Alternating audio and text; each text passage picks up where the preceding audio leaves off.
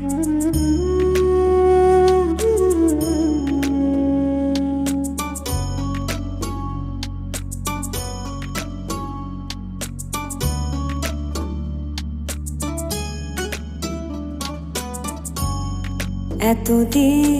বুঝলাম স্পষ্ট, মনে রইল মনের কষ্ট।